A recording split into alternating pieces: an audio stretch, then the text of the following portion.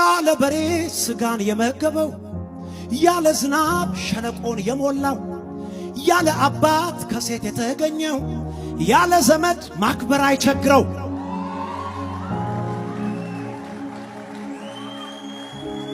አሜን ነው ወይ? ምድረ በዳ ላይ እስራኤላውያን የበሉት ስጋ በሬ ሳይታይ ነው።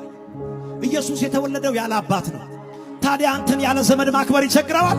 ይኸውላችሁ ባለሁበት ዘመን ልዩ ቀን መድቤ የማመልከው አምላክ አይኖርም በልቤ። በእያንዳንዱ ቀኔ ሲከበር ይኖራል፣ ክብር አምልኮዬ ለስሙ ይውላል።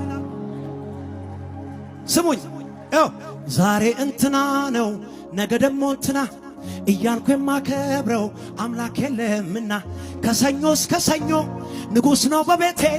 ለአንድ ዓመት አይደለም እስከ ዕለተ ሞቴ። ደባል እያመለኩ ስተካካል ውልም ከኢየሱሴ ውጭ እኔ አምላክ አላውቅም።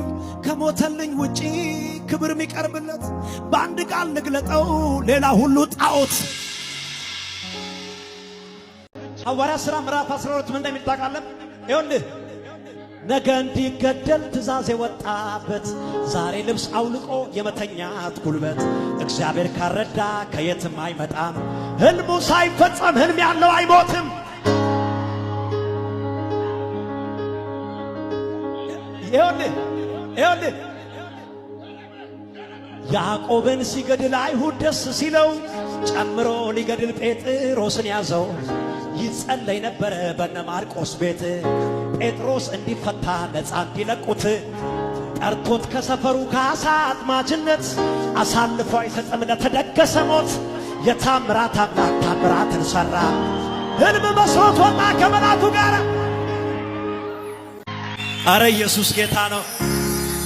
ይኸውልህ እንደሚጥለው የጠረጠረ በወንበሩ ላይ ልቡን ያልጣለ ወንበሩን ፈርቶ ቆሞ የቀረ ማንም ሰው የለም በእርሱ ያልታመነ።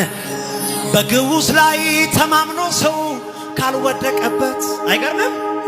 ተዘልሎበት ካልተሰበረ በሰጠው እምነት ጌታ ላይ ያለኝ የልቤ እምነት የልብ ኩራቴ እጅግ ይብሳል እንደሚረዳኝ ያለኝ እምነቴ።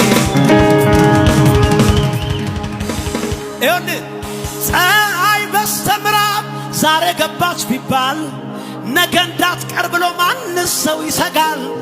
ገና በማለዳ እንደምትወጣ ተፈጥሮ ያስረዳል።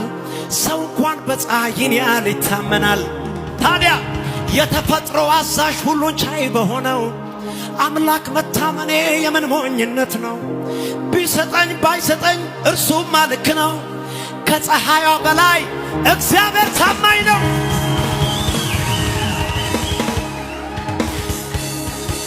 ይኸውልህ ሐዋርያት ሥራ ምዕራፍ 12 ላይ ያዕቆብን ሲገድል አይሁድ ደስ ሲለው